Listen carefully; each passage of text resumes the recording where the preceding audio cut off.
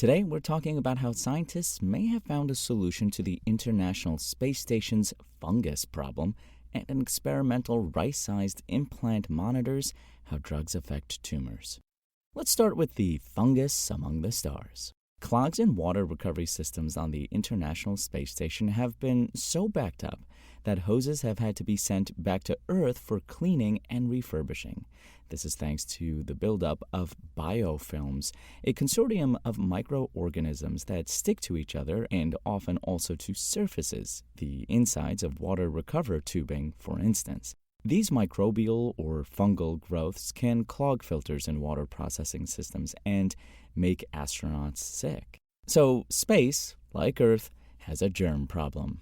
So what? Well, because biofilms can compromise the integrity of and damage equipment, including spacesuits, recycling units, radiators, and water treatment facilities, it can cause space agencies loads of money to replace affected materials. For the full year of 2023, NASA has dedicated a whopping $1.3 billion as a part of its budget to resupply its cargo missions to the ISS. NASA has dedicated a whopping $1.3 billion as part of its budget to resupply its cargo missions to the ISS. Preventing microbial growth in encapsulated space missions will be especially critical for long-haul journeys to places like the Moon or Mars, where a quick return to Earth for repairs or treatment of sick astronauts is less feasible. In a cross-collaboration between researchers at the University of Colorado, MIT, and the NASA Ames Research Center, researchers studied samples from the space station using a specific and well-understood gram-negative kind of bacteria. The scientists also joined forces with experts at Liquid Glide, a company run by MIT researcher Kripa Varanasi that specializes in eliminating the friction between solids and liquids. The multidisciplinary study found covering surfaces with a thin layer of nucleic acids prevented bacterial growth on the ISS-exposed samples. Inside these vials are chambers containing the new surface material and the microbes. They were launched in stasis to ISS to avoid bacterial growth before reaching microgravity conditions. Once in ISS, the astronauts activated the samples by combining the various chambers in the vials. The scientists concluded that these acids carried a slight negative electric charge that stopped microbes from sticking to surfaces. It's worth noting, though, that the bacteria were up against a unique physical barrier as well as a chemical one. Testing surfaces were etched into nanograss. These silicon spikes, which resembled a tiny forest, were then slicked with a silicon oil, creating a slippery surface which biofilms struggled to adhere to.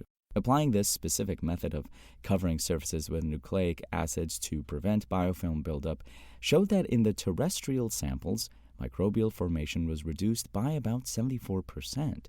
Surprisingly, the space station samples showed an even more drastic reduction of about 86%. However, one recommendation the team has made based on these initial results is that longer duration tests could be carried out on a future mission. Now, let's talk about the future of a teeny tiny rice-sized experimental implant. Researchers at Brigham and Women's Hospital in Boston have developed an implant, notably as small as a grain of rice, that can test the effects of drugs on a patient's brain tumor in real time during surgery. Currently, monitoring the effects of drugs on a brain cancer patient during surgery is limited to intraoperative brain imaging and tissue sampling after a drug has been administered. The technique known as microdialysis currently stands as one of the more minimally invasive sampling options for testing the impact of drugs on brain tumors, but even that requires an entire catheter to be inserted into the patient's skull cavity. During development, researchers from Brigham and Women's Hospital designed the device specifically to help test treatments in patients with brain cancers or gliomas, a type of tumor that originates in the brain or spinal cord. The device is designed to only remain implanted in a patient for about 2 to 3 hours, while it delivers microdoses of the respective drug that is under observation. It can observe the impact of up to 20 drugs on the market for cancerous tumors, according to researchers. Once the device is removed, sometime before the surgery ends, the surrounding tissue is returned to the lab for analysis. During the development process, researchers at the Brigham and Women's Hospital ran a clinical trial to observe the actual impact of the implant on real patients.